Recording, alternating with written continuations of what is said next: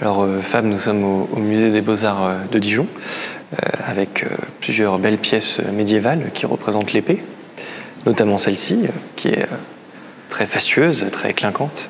Qu'est-ce que tu peux nous en dire? C'est vrai que c'est une œuvre impressionnante, ce retable de la crucifixion commandé par le duc Philippe le Hardi dans les années 1390 pour la chartreuse de Champmol. C'est de l'or partout, c'est l'opulence de la cour de Bourgogne telle qu'elle commence vraiment à s'affirmer dans ces siècles-là et qui va perdurer par la suite. Ce qui est intéressant sur cette pièce-là, pour notre propos, c'est le Saint-Georges qu'on voit à gauche en train de terrasser le dragon. En fait, le dragon est plutôt mal en point.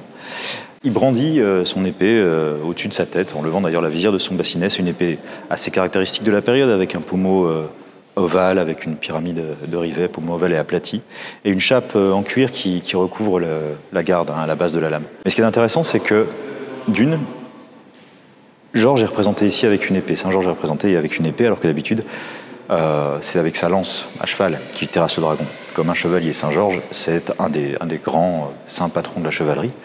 Et c'est un des grands saints patrons de la Bourgogne, en fait, Monseigneur Saint-Georges, comme on l'appelle. Le cri de guerre de la Bourgogne, c'était Notre-Dame Saint-Georges-Bourgogne. On est bien loin des épées damassées avec ce type d'épée. Oui, on est loin à la fois dans le temps et dans la représentation et tout ce qui peut être attaché à l'épée en lien avec les sociétés. Les sociétés ont évolué de toute manière.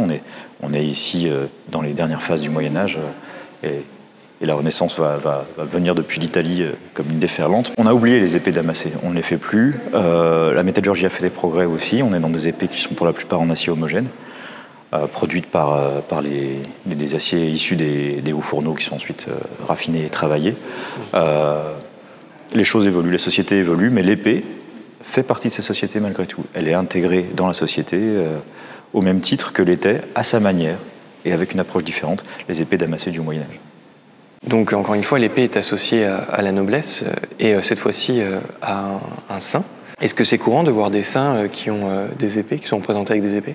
Des saints à l'épée, il y en a plusieurs, oui. C'est très fréquent même, quand il le faut, que le saint soit représenté avec porteur d'une épée. D'ailleurs, c'est intéressant de noter ça, ou bien une épée avec la pointe vers le haut, ou bien avec la pointe vers le bas, selon le message qu'il y a à faire passer. Le plus célèbre des saints porteurs d'épée, c'est saint Paul. Pour témoigner de son passé de soldat romain. C'était un homme d'épée avant de devenir un homme de foi. Mais on a également, sur ce même retable, Sainte Catherine, qui est représentée avec les instruments de son martyr, la roue, l'épée, etc. C'est fréquent. L'épée est représentée aussi dans la main des saints, que ce soit donc par l'instrument du martyr, mais aussi par leur attribut, une évocation de la vie passée comme saint Paul, ou une vertu, une valeur symbolique. Mais pour ce qui est de Saint-Georges, c'est l'épée d'un chevalier, en effet.